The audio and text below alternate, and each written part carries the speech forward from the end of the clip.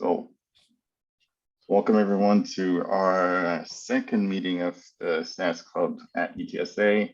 My name is Mufado. I'm the president of the club, and today we'll have Paul, but I'll let Alex do a little bit of an intro. But thank you all for being here, and thank you to Professor Anderson as well for all the work and also being here.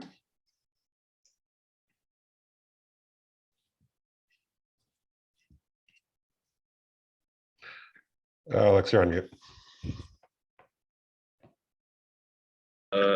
Okay, hello. Yes, thank you everybody for coming. Today we have Paul, and he'll be presenting about working in the field of data scientist and as a data engineer. And I'll let Paul give his little bio and let him begin. All right, hi everyone. Very pleased to get the opportunity to present to y'all. My slide. There we go. A little introduction about myself. This is a bit of a bio, a bit of history for myself, but I think there's some important life lessons that I think are worth taking out of this. So kind of my general experience. I was a PhD dropout. I went for a PhD in physics some years ago, partially because the economy crashed back in 2008, 2009, right as I was about to finish college, and grad school seemed like a great option then. But I made the transition from academia to industry, and I think it's been a great one. Personally, I try to be the one, if I meet people who are students, I try to encourage people to make that transition. I think there's a lot to recommend academia, but for me, industry has just been a better fit. I got about 6, 7 years in this thing. I've helped several people make the transition, but that's still kind of a low end. Please don't take my words as gospel. Listen, get all advice you can, and try and get synthesize some views for yourself on that. Next slide. There we go. So yeah, went to Rice for undergrad, did chemical physics, did math. As I mentioned, the economy crashed, and right as I was trying to figure out what I wanted to do. So grad school it was. I went to Caltech for applied physics. You can see this very fancy setup that I had where it's big $100,000 laser looking at vibrations and big metal plate. I was trying to do a lot of research in acoustics and non-destructive imaging with acoustics. I kind of had this feeling throughout much of grad school that just something wasn't quite working like I expected it to, and I wasn't really sure what I wanted to do with myself, but I sort of had the view of like, oh, okay, everybody else I know is going for a PhD and going for academia. Don't know how I feel about industry. Just go and I'll figure it out as I go along. Things did not go very well towards the end of grad school, though. My lab actually moved over to Switzerland right as I was starting my 5th year. So I had this massive disruption as I was trying to finish my PhD and my project. All my friends were back in Los Angeles, and my girlfriend, who is actually now my wife, it just did not go very well. So towards the end of 2014, I realized that A, I need to go see somebody about what was actually some clinical depression, and B, I need to get out in one way or another. So I basically, I made a spreadsheet of who are all my friends that are not working in an academic position. And I sent them a message just like, hey, I need to get out of here one way or another. How do I get a job in X? It's like some people I knew were data scientists. I knew somebody who was like doing 3D animation for Pixar. It's like, whatever. I need to get out. I need to find something. People gave me their advice, and a few months after I kind of was soliciting people's advice of like, hey, please, what do I do? One of the people reached out to me and said, hey, the company I'm at, Wiser, is looking for a data scientist. Would you be interested in applying? I said, cool, job. Let's do this. Let's make it happen. So I applied for the job. I got in. I started in August of 2015, we moved to the San Francisco Bay Area to start working for them. And I was sort of had this idea of like, I'll finish my thesis on the side. And after some months, I realized like, no, I have to, this is not working. I need to drop out, need to just cut this and move on with my life. Wiser was good until it wasn't. They were not actually doing a great job of tracking cash flow coming in and out. So early 2016, around, I want to say March, April, they realized everything's imploding. They laid off 2/3 of their company, including me. And then I basically stuck around for a couple weeks to finish a project. And then at the end of that, they kept me on for kind of at an indefinite period to keep on working on that. But it was kind of clear that like, this is not going well, go and look for something else. This is also as I was trying to plan a wedding, which was really fun, because I was, weddings are expensive. I don't really want to be out of a job while I'm doing this. But I spent a lot of time doing job searching, talking to as many friends as I could in the area about, hey, do you know of anything? A friend was working at a company called Metromile, which does car insurance. And she said, yeah, I can put in a referral for you. I put in my application and it was rejected. I was really bummed about that, because it seemed like a pretty cool place to work for. So I just asked my friend, hey, what happened? And they said, oh, they said they wanted somebody with some machine learning experience. My resume has machine learning experience on it. But it did not have the words machine learning experience. It had classification and regression and clustering on it. Did not have the words machine learning experience. So the data scientists would have understood what it was. The technical recruiters did not. So I added the words machine learning experience to my resume. I resubmitted, and I was able to get the job. It was kind of silly, but it works. I started my job in August. I also got married, and pretty much as soon as we came back from traveling, I started working. That was also good until it wasn't great. Metromile was a much better run company than Wiser was, but started just getting a little tired of it. My wife and I, we had a kid, and we realized that we couldn't afford to be in the San Francisco Bay Area much longer. So I kind of looked around to see all of other places we could move. As it happens, my sister-in-law did a Teach for America program, and they placed her out here in San Antonio, and she absolutely loved it. So we started kind of getting an idea of like, hey, San Antonio would be a good place, certainly a lot cheaper than the Bay Area. We would have some family. So I tried looking at jobs here. I actually flew out for some, it was a job fair back over at I think Tech Block did the job fair. And I was able to wrangle a job with HEB. They put an offer. I moved to San Antonio, started working in November.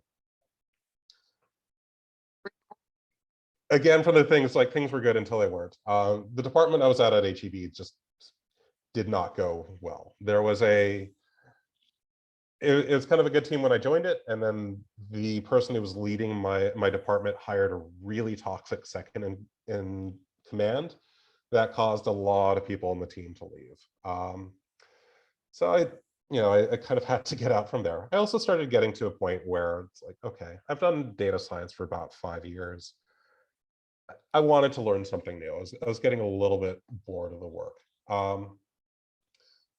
I was fortunately able to make kind of a lateral transition within HEB from a data science team to a data engineering team. There was a manager I knew and respected and who had a very good opinion of me, who was very happy to help me make the transition over. He was a great manager. It was a really good chance for me to learn a lot of new things. And I was very, very happy to make kind of the move from data science to data engineering. But I kind of reached a point towards the end of this past year of like, okay, this is fine. I'm got a little bit of wanderlust and just wanted to sort of see what was out there. I got a recruiter email just kind of out of the blue for this company called CodeCov that does a lot of software testing, which was like, hey, that's been something I've been interested in looking at HEB, be kind of a cool field to move into. And I interviewed, they sent me an offer. It was a 30% raise. It was a title bump from senior to lead. And it just seemed like a great opportunity. So as of November of last year, I left HEB and I started working at CodeCov. So long biography. I think there's kind of some important history that you need to, or some good stories that I want to draw out of this though. First thing is like failure happens. It's, I would say to a degree, like I failed my PhD. I left with a master's degree. I wouldn't say the time was wasted, or at least wasn't all wasted. Towards the end of, I wish I'd pulled the cord maybe about a year earlier when I started realizing I was unhappy. But the other time I spent there was fine.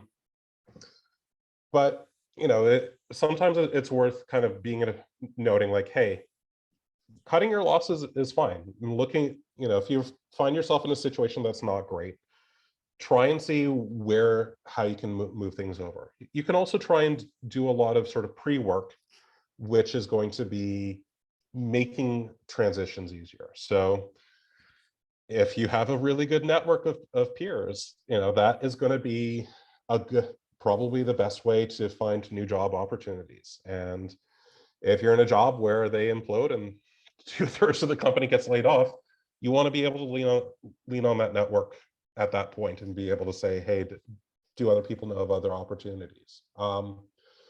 Networking gets a really bad rap. I hated the idea of it. Kind of how I try and think of it is, it's not, I'm going to go show up at a bunch of events and like shake people's hands. I hate that. I'm an introvert. I don't, it feels really awkward. What's interesting is like, hey, you're going to meet some interesting people and just try and keep in touch with them. And if you get involved in a professional community, that's kind of a more interesting way to network versus just show up at a bunch of events and hope you meet somebody. And yeah, jobs come and go. That I think is really the biggest difference between being in an academic or government research lab position versus industry, is things can be a lot more dynamic there. I know at HEB, USAA, certainly those more traditional companies will have people who have been there for like 30, 40 years, but it is absolutely not uncommon in software to be working at a place for like 2 or 3 years and then try something new. And that can be a good thing. There's something called the ABCs of jobs that I've seen. As you get out of college, graduate school, whatever, your first goal is to just try and get a job. Once you get a job and you hopefully have like 1 or 2 years worth of experience, it's a lot better. You're in a much better position to go for a better job. That's the B. And then C is like, after you have a better job or two, you can really start having a bit more of choice. You can kind of choose where you want to get into things. And then sort of to extend the analogy from this, for D, E, and F, your choices of things can change. Like you might decide after a while you want to go for a different career. That's okay. You want to be in a position where you can keep on evolving and kind of explore what paths are available to you at a different time. And sometimes things fail and you just have to move on with that. I will say, certainly, if there's one thing you need to be very careful about, it's who your boss, your supervisor, your advisor is. And that's a hard thing to control. But absolutely, if you are working for somebody who's toxic, it is just going to be a miserable slog for you. Try and find out ways to get out, either lateral transfers inside of a company or looking for other jobs. It's always going to be a roll of the dice, and it will change. You might be working for somebody who's great and then that person leaves after 6 months.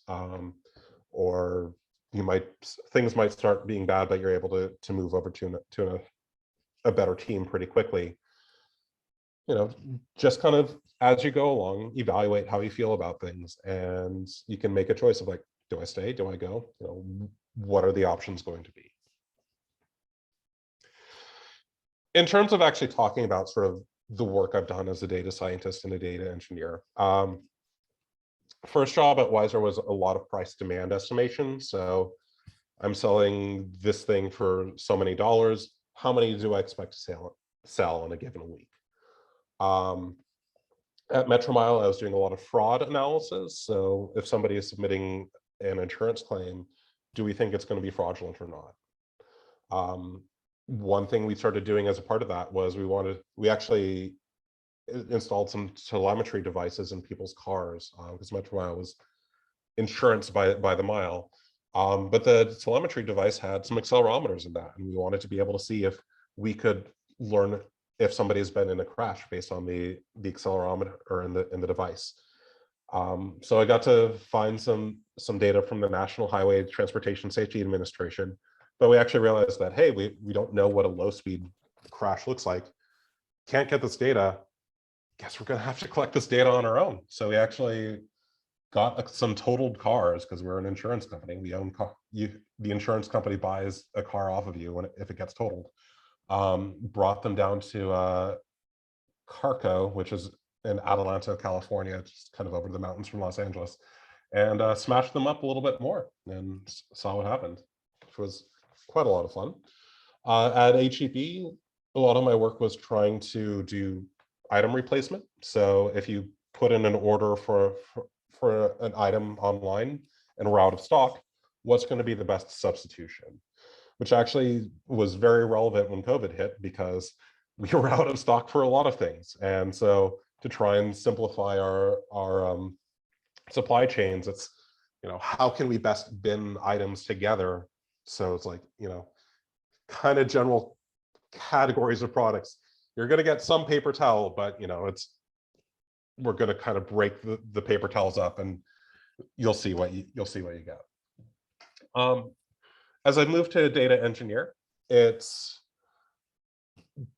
that a lot of what I do is trying to do kind of supporting the data scientists. It is an analogy that I've started doing when I was in grad school. Somebody I knew was a chemical engineer, and I said, okay, I was a chemist in undergrad. I understand what you do for that. I don't really understand what a chemical engineer does. He said, the role of a chemical engineer is to take, the chemist is going to discover a new molecule, and they will come up with some reaction path to create that molecule. But it's going to be something they're doing in their chemical bench. It's going to be really small scale. It's going to take like 10 steps, and you're going to get a 1% yield. The role as a chemical engineer is to bump that yield up to industrial scale, simplify 10 steps down to 5, and bump the yield up by a factor of 10 or something like that. I think that's kind of a good analogy between like data science and data engineering. As a data scientist, you're trying to learn something new. And as a data engineer, you're trying to say, like, this is something a data scientist has built.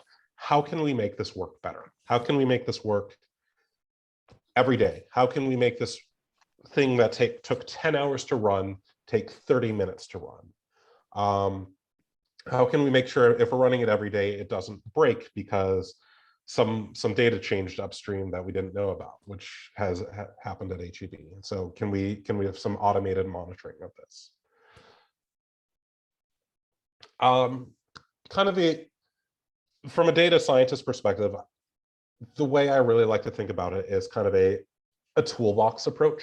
There are a lot of general classes of problems like clustering, regression, classification, and you can certainly look at these flowcharts that you'll find that will sort of give you some general ideas of good approaches to try.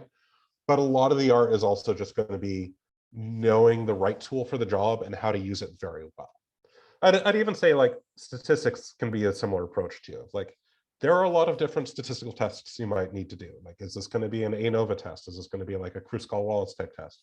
Being able to kind of understand the toolbox of approaches you can do and how to run them, use them properly, is a lot of how you go about doing this well. There's also just data cleaning. Pretty much every data you get is not going to be in a great usable form. Data cleaning is not like something you have to do before you do your job. It is the job. So much of what makes a data science model good or not is having good data that you put into this. And so you're going to have to figure out, like, how do we get this in a usable form? How can we vectorize these things? What weird values are missing, and how can we impute the missing values or remove that data or figure out something from there?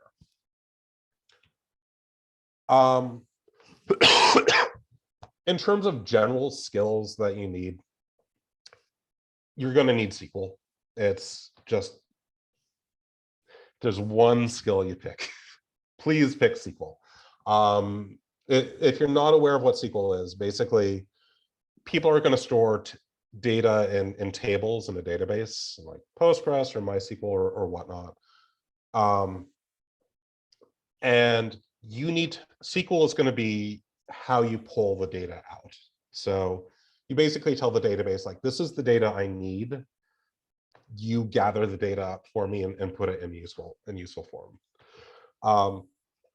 Beyond that, programming, Python and R are kind of the two dominant languages. Get good with one. Julia is a possibility. There are some JavaScript options as well, but Python and R are definitely kind of the dominant things that you'll see.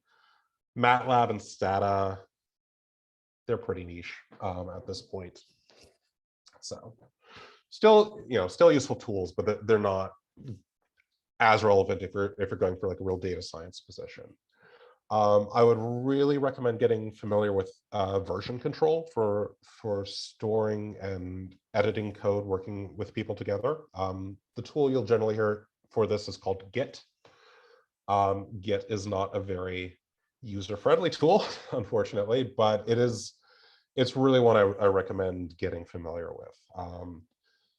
You develop so much as a programmer, as a professional practitioner by working on code together with other people, reviewing your code, having other people view your code. I played piano for many years, and there's a real difference between trying to teach yourself how to play music and playing with other people and learning from them, and even having like music teachers to kind of teach you, like, here are proper ways to do this. Unix is very helpful. Mac is sort of Unixy. It's BSD rather than Linux. A lot of cases, you'll end up with a lot of cases where people will have some cloud computer, be it on Amazon or Microsoft or Google or whatever's servers, and those computers are generally running some form of Linux. It's very good to be in a position where you can use those computers in some helpful fashion. I really like this program called Software Carpentry. They are an organization that are dedicated to teaching scientists fundamental programming skills. And all the stuff that the SQL programming, version control, Unix, they go over this in Software Carpentry. They're really trying to speak to you. Like, these are the problems you're going to see, and we will show you the software that you will need to know for solving your problems. They do tutorial sessions at various universities. I've been trying to get something set up at UTSA at some point. But also, their lessons are all online. You can just go to the Software Carpentry website, go through the lessons yourself, and self-teach if you want to kind of get there.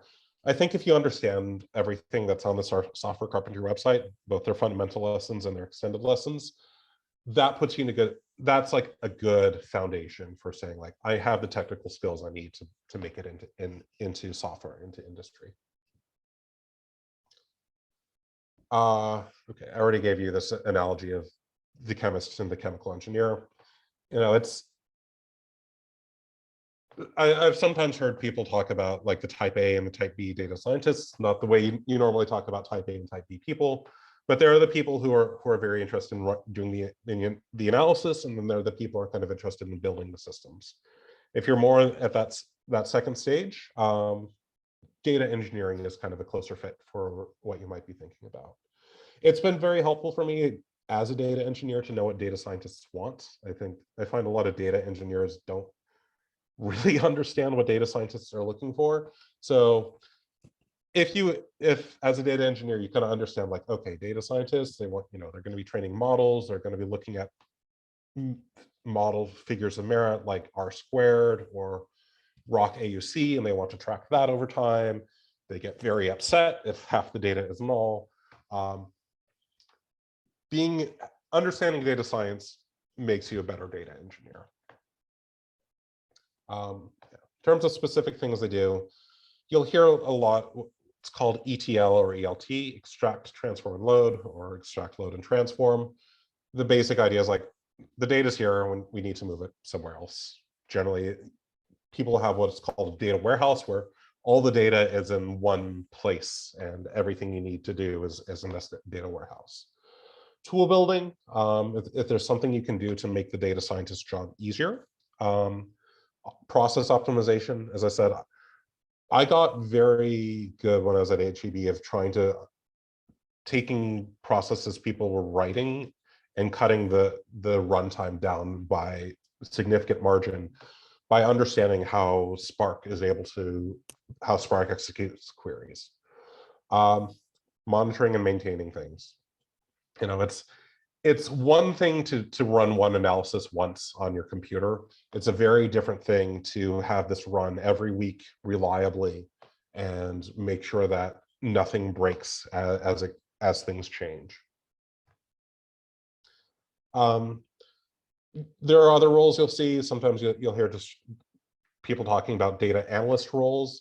That tends to be much less machine learning and more, we need to know something by the end of the day, please get this data ASAP.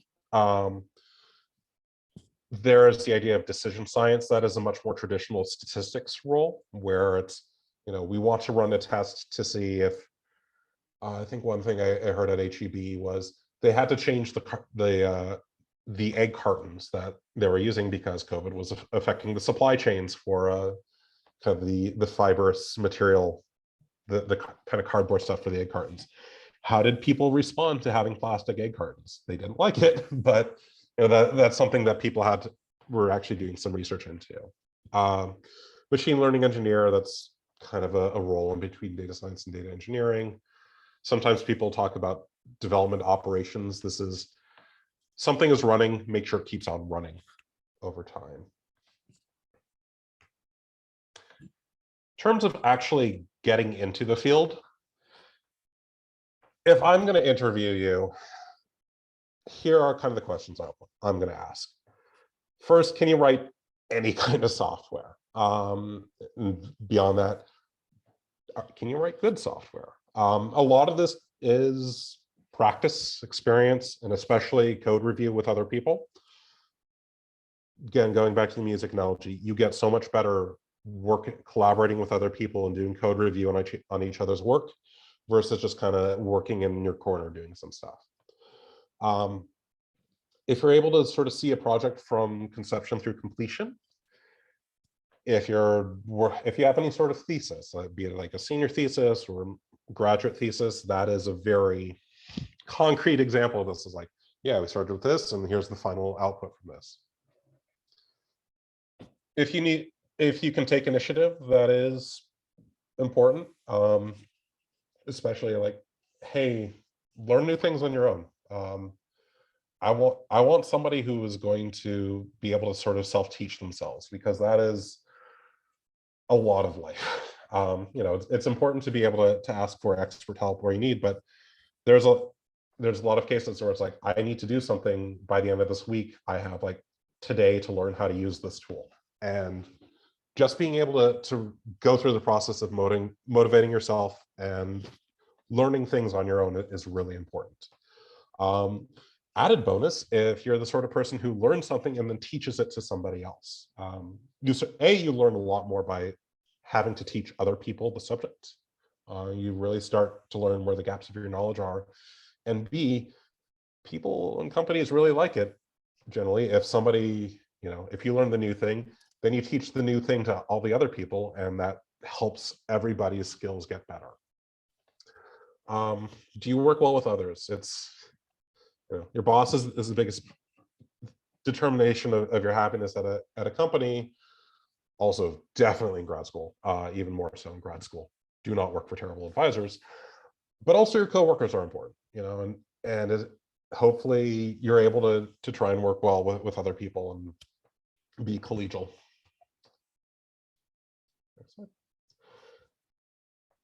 In terms of what you bring, sometime I think there's getting to be a little bit more prejudice in hiring towards like, we either want computer science or statistics people who are directly doing this. I tend, you know, I'm an ex-physicist. I tend to be much more open into what I think is going to go on there. But I think kind of the important things that you bring that are really needed are analytical skills. Are you able to really think through pretty mathy problems? Are you able to really understand and analyze data? So a lot of computer people do not understand. For all the time they spend in computer science, they don't necessarily have great instincts around handling data. And you show them a matrix equation and they'll just kind of slink back slowly. Long-term experience of any sort of project is important. Being able to pick skills and just, you know, some humility around your skills. You know, don't be really self-deprecating, but don't be really aggressive and obnoxious either. There is definitely a lot of people going into data science. I would say when I made the move in the mid 2010s, it was certainly more of a, you can look at a matrix equation, cool, you can be a data scientist. That has changed. And it is harder to get a junior role in data science. In terms of the skills that I see missing, that for me, I think are very important. Code quality and being able to write good code is really key. Most people I see working data do not write nice looking code. Just good writing, good documentation. People do not do a good job of explaining what they did. And there is not great joy in this person worked on this 6 months ago and they left, and now we have to change it, and we have no idea what they did. Understanding SQL, optimizing SQL is a good skill to the point you can pick that up. I'll add this to the slides later. There's a great website called Use the Index Luke.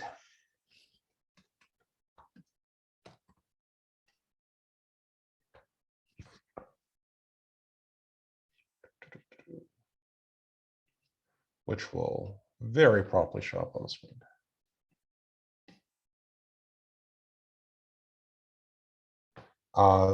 Briefly, as I'm waiting for this, somebody has asked Git like GitHub, and the answer is yes. So Git is a very general tool that you will quite often run on your computer. So you can look at this code that I have up here. No, you can't because it's full screen. So use the index Luke. It's a great resource on just kind of understanding how SQL works. Definitely recommend that.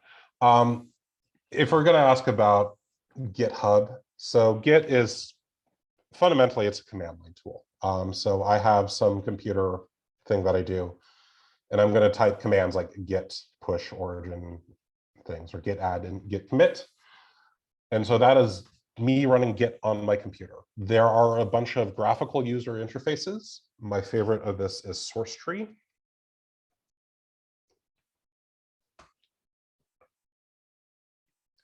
Which is a nice little graphical user interface for using Git.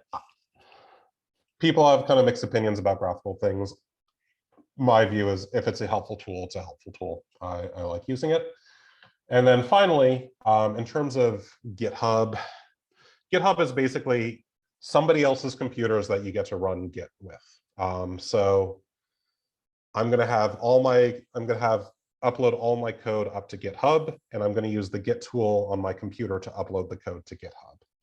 GitHub is also not the only Git provider that you'll see. The other two big ones are Bitbucket and GitLab. And then there's several other much smaller niche ones. But certainly I recommend experimenting some with GitHub or GitLab. Those are kind of the most common dominant ones. One other question, and then I'll get back to the presentation. Is it advisable to learn multiple languages at the same time?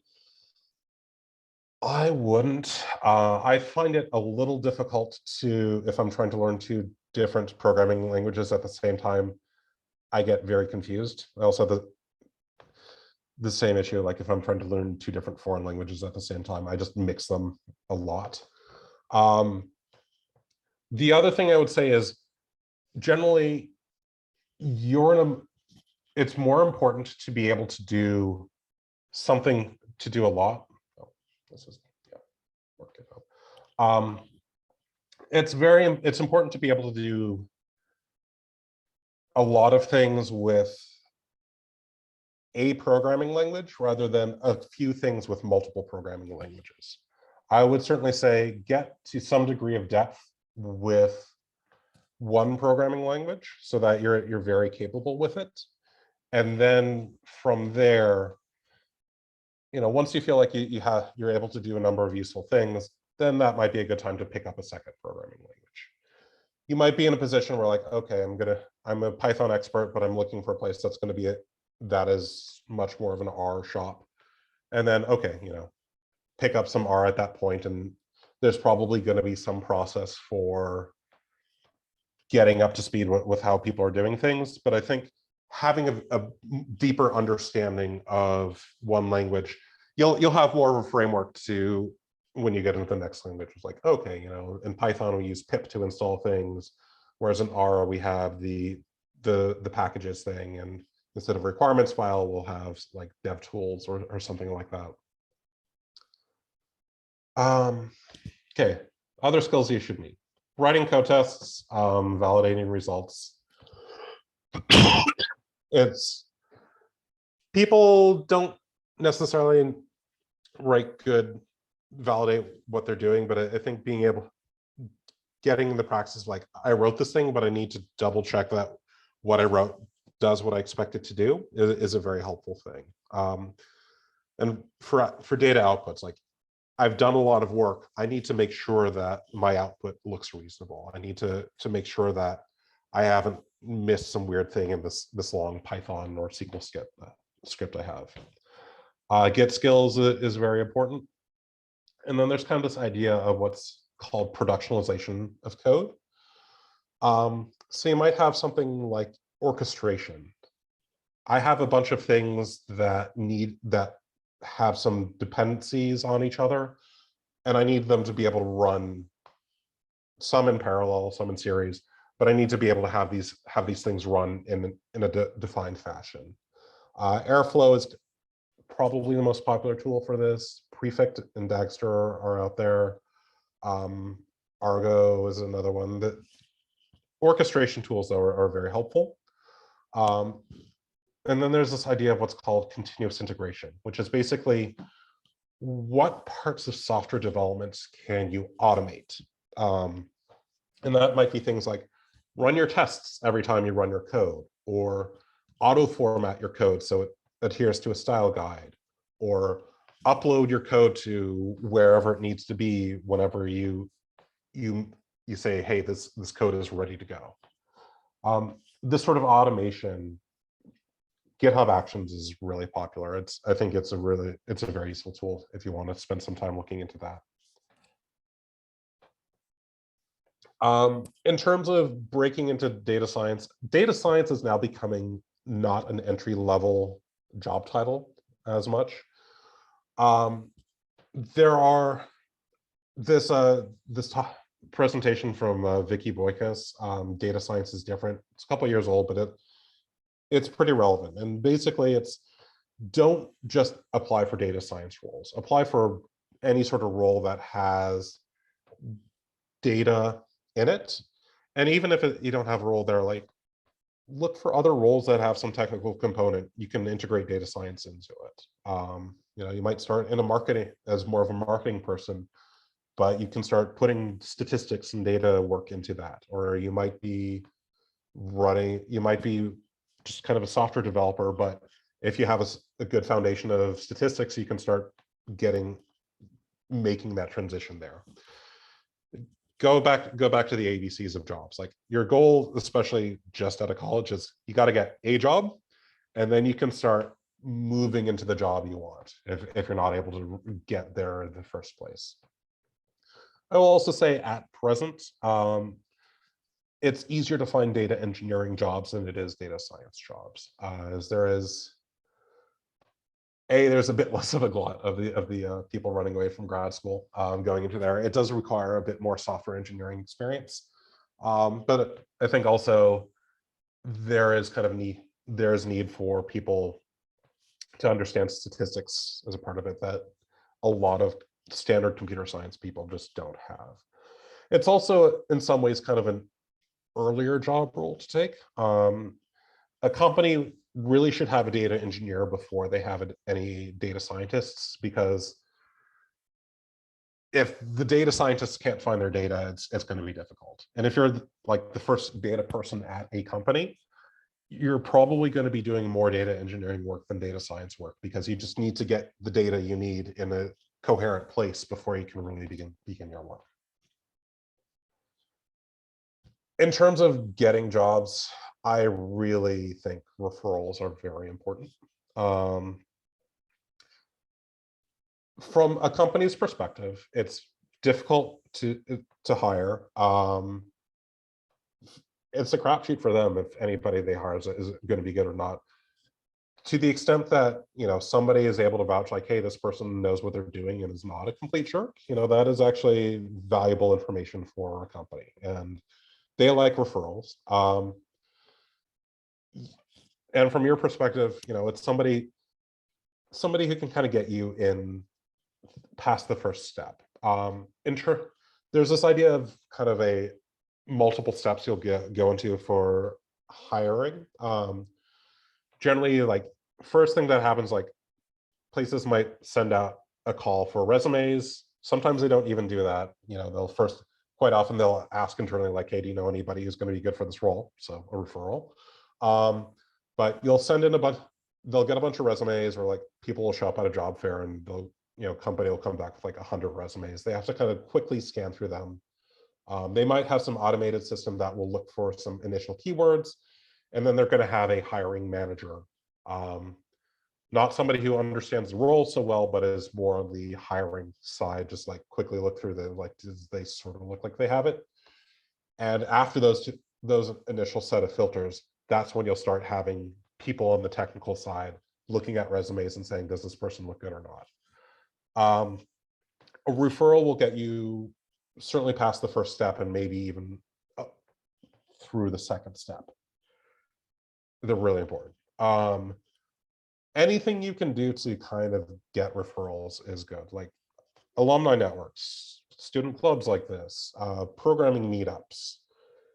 If you have friends that are in any role, even if you don't know them professionally through there, but you kind of, hey, we do a soccer match, and oh, I happen to know you're working this, can you help me with it?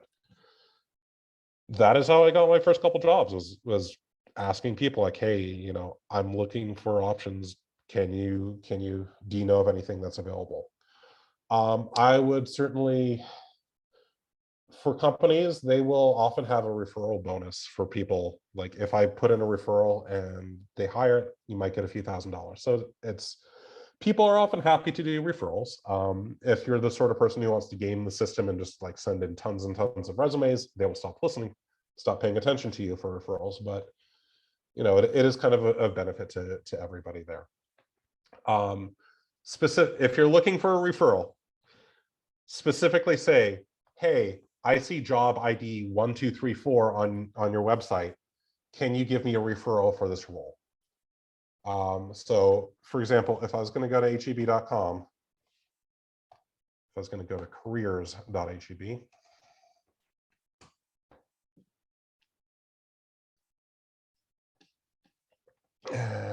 let's see, look at digital. So a lot of data science jobs are in corporate. Data engineering tends to be more in digital.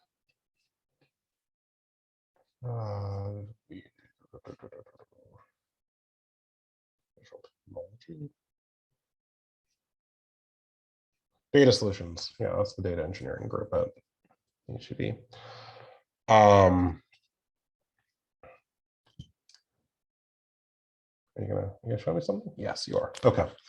I would look at this job ID and I would say, oh, this is job number 21074576.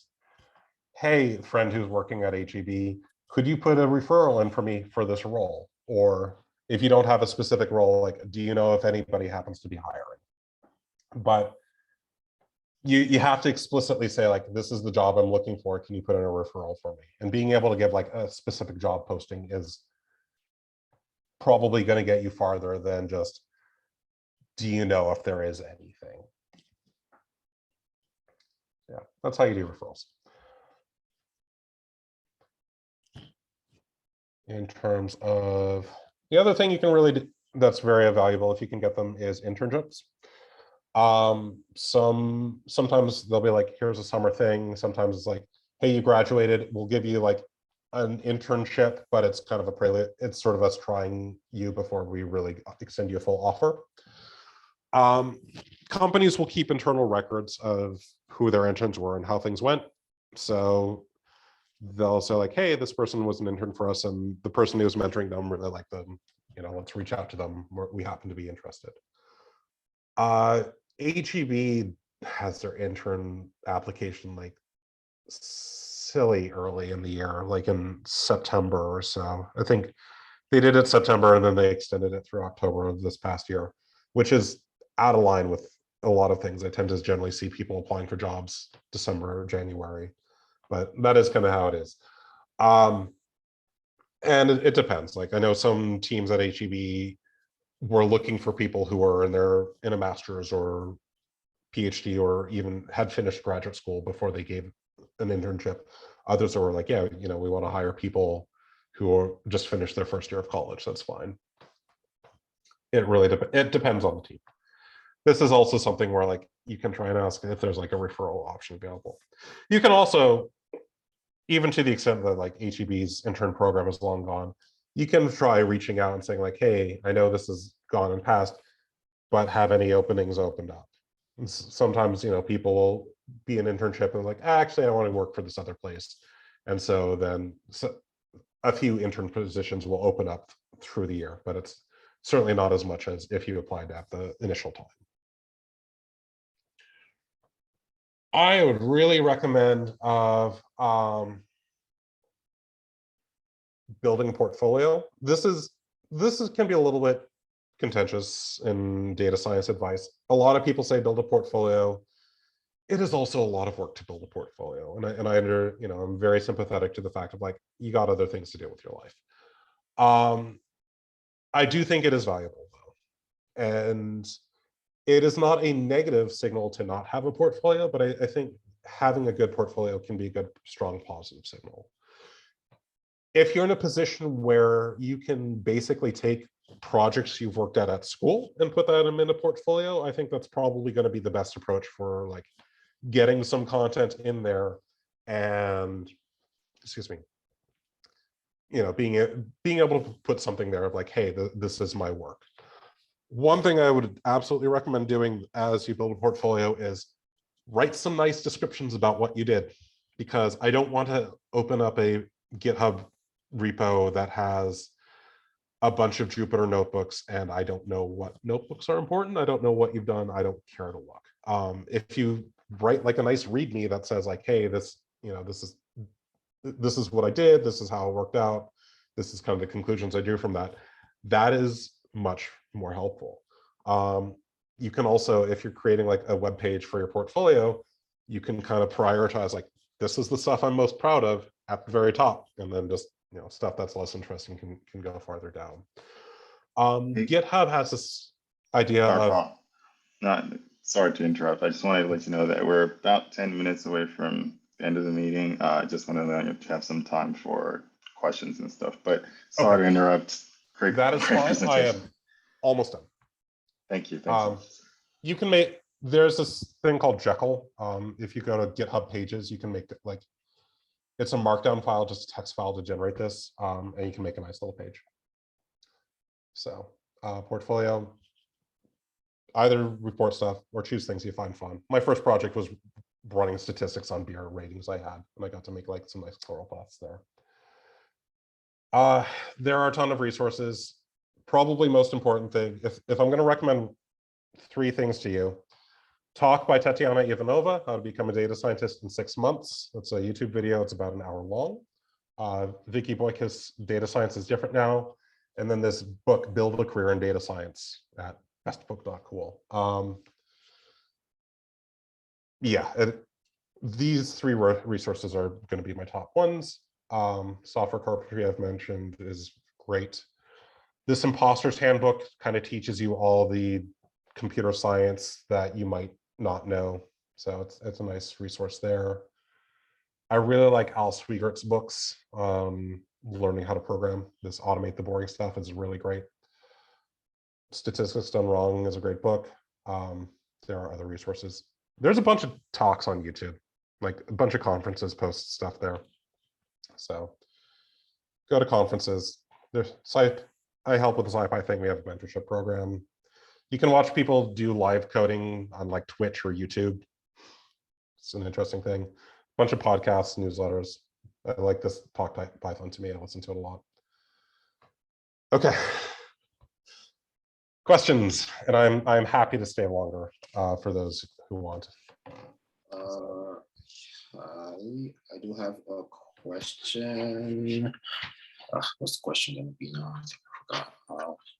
Okay, first of all, I just wanted to say that it was very good information that you did give at this meeting. This is my first meeting at UTSA. I didn't even know this club existed till today. But I'm looking to get into a career in data science or data analysis or data engineering or ML engineering. And I'm a CS major. And I know you did mention a couple of things that would make like people stand out, but like a lot of the things that you had mentioned, like a portfolio, projects and all those stuff, I do have them, but in my process of so far applying to internships, I haven't really had much luck in terms of getting responses from companies. I did recently was able to experience like the whole interview process with the company recently, but unfortunately I got rejected. But I would say, exception of a lot of the things that you did say, do you think there would be anything extra that you think would be useful to set myself apart from other applicants? Does your portfolio have a good README and nice, pretty pictures? Yes. Yes. Okay. That's the first thing. I would very much like to send you my GitHub. So sure. It's hard. I don't have, I can say here are all these things, and then some things are just not going to work out. I would certainly say, excuse me, to the extent you can try network, that is very important. I know the San Antonio data science meetup has been kind of quiescent because of COVID, but I know we're going to try and restart it pretty soon, hopefully next month. That can be a way to meet people. Yeah, I would certainly say like, no, even networking for internships is important if you can do that. That would certainly be more helpful.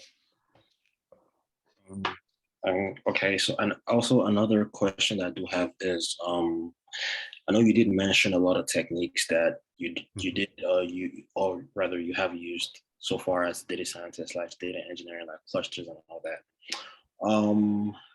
In my process of interviewing, I was asked questions about false positives and true positives, and just like how would you recommend that someone like at our level in college goes about learning these type of techniques to kind of set yourself apart also?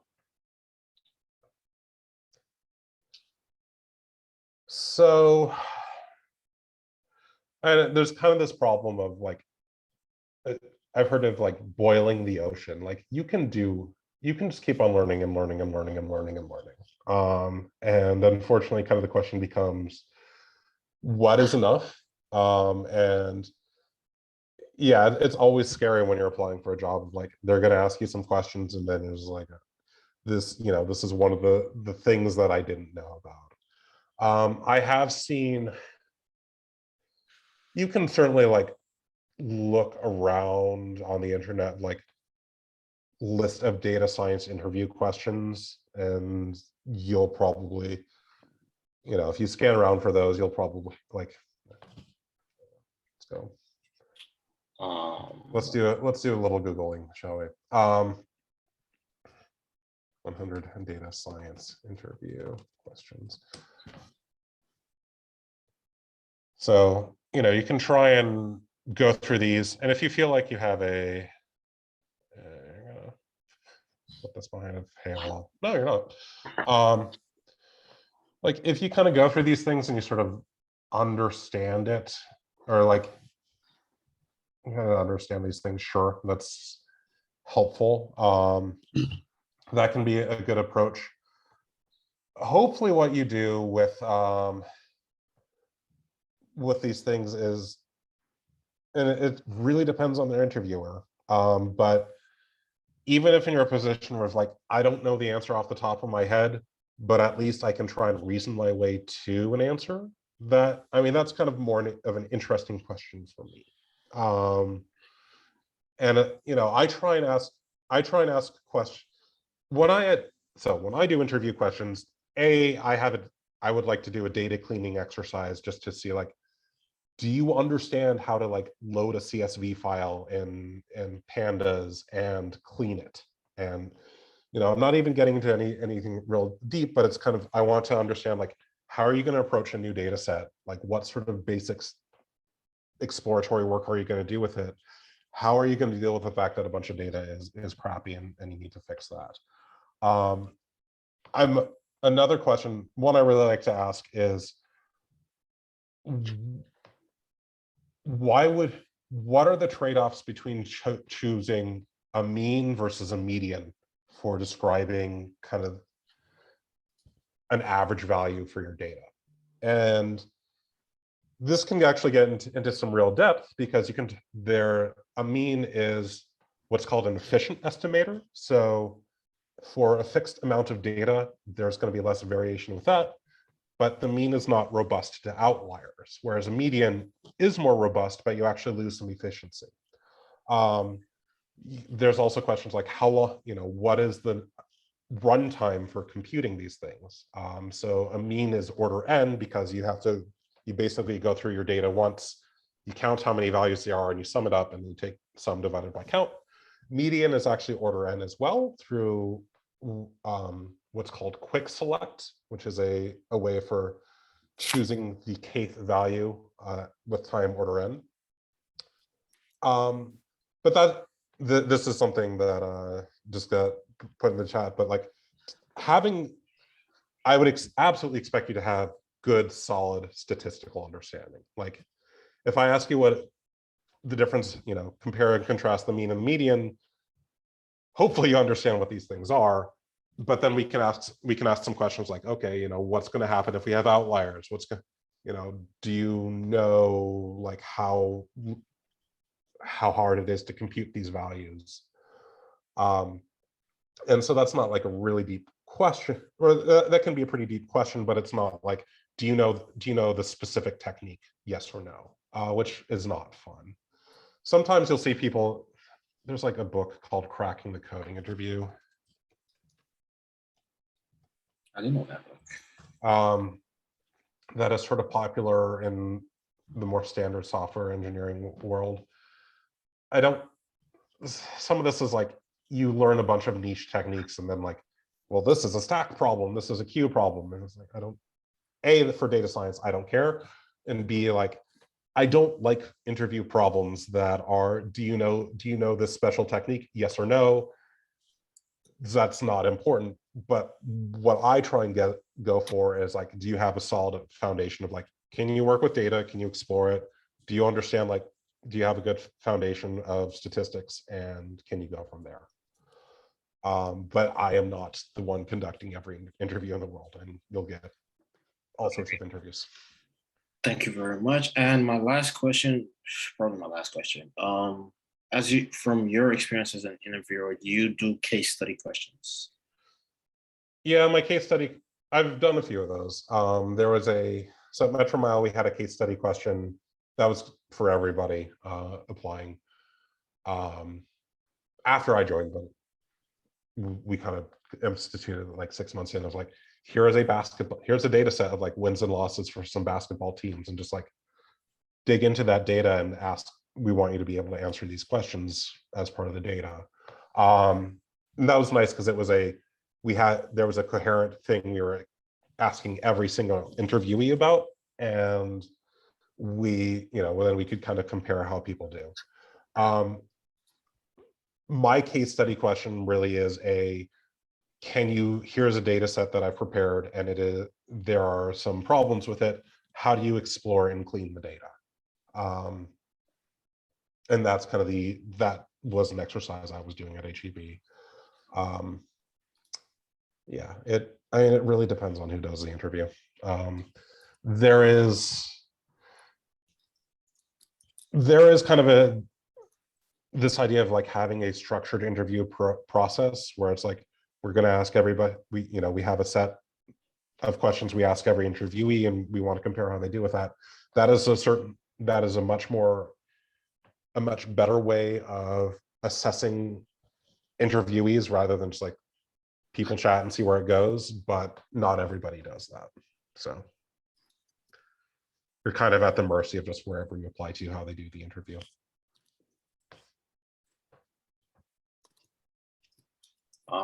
And also last question, because I don't want to take everyone else's question time. So as a lead data science, I think you said lead data engineer, I believe, right now. Mm-hmm. So how would you say, what exactly would be your thought process? Like, what attribute would you see in a candidate that you'd be like, okay, this is the guy I would want to pick? What exactly should stand out for you? I prioritize people who are able to teach themselves things and have a good level of analytical understanding. I also speak as somebody who is, I was an ex-physicist. I'm a little bit prejudiced towards people who are like me. And one thing I like about me is being able to kind of teach things by myself.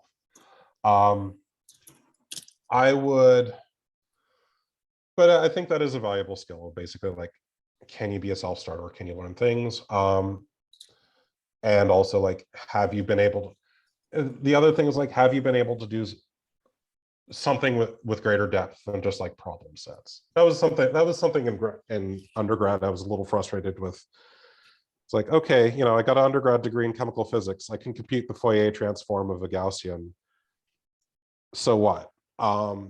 Whereas in grad school, I went through the process of like having to design an experiment and collect data and figure out like what pieces of equipment I needed to buy and all that. And that's a lot more interesting. And I would say any sort of project where you're able to say like, hey, this is a problem. These are kind of the things I have to solve. And it's a much more open-ended problem you're trying to solve versus like, rederive the central limit theorem, that is much more interesting. Okay, thank you. I guess. I mean, thank you. Actually, that's a lot of good information, honestly, because over the summer I learned. I just got into data science myself as a computer science major, and I was able to learn pandas using pandas, SciPy, NumPy through a project that I did. But yeah, that was pretty good experience. And I am currently on SQL and also just trying to get, I mean, just get knowledge in statistical models and all that. Yeah. So there's this idea in learning theory, specifically like how people learn things, of what's called intrinsic versus extrinsic motivation. Extrinsic motivation is you do it because somebody else is telling you to. Intrinsic motivation is you do it because you want to do it. You get a lot more out of intrinsic motivation because you're getting a lot of value out of it. It'll get you, if you get stuck with something, you're able to kind of self-motivate for it. You're also just going to be happier with what you do. Being able to like talk about something you did and you're kind of excited about it is a lot nicer than like, yeah, I did this for a class, it was okay. So, if you can find some sort of project that gives you intrinsic motivation and you can really talk about that, I think that is a much more interesting thing. And you'll want to go and do things, and that's going to be the best way to learn. B, when you talk about it for interviews, you're like, yeah, I learned a whole lot about beer from my like little statistical analysis there. I learned a lot about beer. Like I was spending the time through Wikipedia, like reading through like, here are all the big beer conglomerates and like all the brands that like Anheuser-Busch InBev has and I did a project Heineken and whatnot. And I had so much to talk about with it during my interview. It was much more interesting. And then I interviewed for a grocery store, and one of my interviewees was like the wine and beer data analyst. So I had a lot to talk about with her. So somebody has mentioned in the chat, like you can access O'Reilly books with your UTSA account. Yeah, the O'Reilly books online is an awesome resource. I really like it. A lot of the books I actually recommend are on this. So all the Manning books, including Build a Career in Data Science, is on the O'Reilly books. These are all these are free. This is Coursera. This is not free, but Making Software is free. All these no starch press things are on the O'Reilly books. So yeah, if you go to your O'Reilly books thing, you will find all of these books. Somebody's mentioned Free Code Camp, also for SQL. Another fun little thing if you're interested in this SQL murder mystery. There's this MIT Media Lab thing where if you want to have a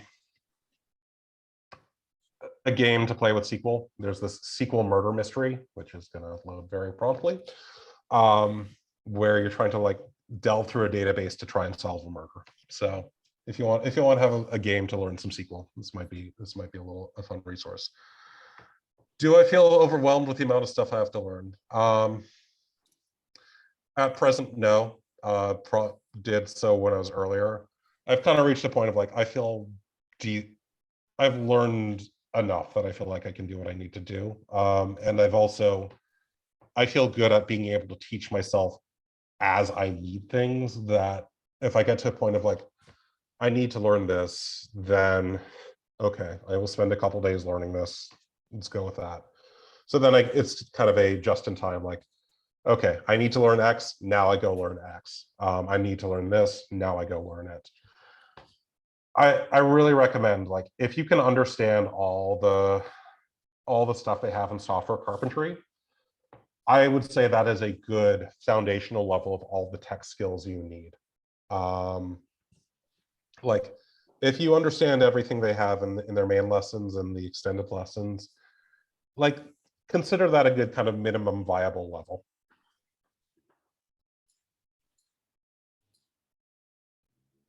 And really quickly, I'm just gonna say a couple of things before I'll end the recording, but we'll still keep the meeting going if people have more questions as well.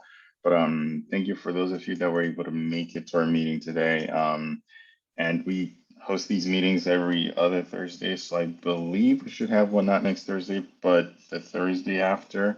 And you can also get on Rowdy Link and ask to request to be a member, and we will accept, and you'll be able to get meeting emails from us with links to our Discord, our GroupMe, Instagram, all of those things, and you'll we post on all of those when we have events as well. But thank you, and we do also have opportunities for you to be involved as an officer as well that are available this semester. So if you definitely join, you will hear about those, and there's lots of other things happening. But I just want to bring to your attention a session that's happening next Friday that's being hosted by a former Stats Club president, Victor, and it's going to be on exploring kind of what you can do with the tidyverse in R. So if you've learned a little bit of R and you want to learn a little bit more advanced stuff, please come to that. It will be next Friday. We'll send out an email with what time it will be, but it's likely going to be in the afternoon, early evening on Friday, not this Friday, but next week. But thank you so much, and we hope to see you at the next meeting. And thank you so much, Paul, as well, for coming. This was a great presentation. I like all your explanations. I love the memes as well on all the slides. Thank you so much. But I'll stop the recording, and then yeah, we can keep talking if you're free to stay and ask questions. And Paul, thank you for making yourself available as well for a longer time than we'd asked for.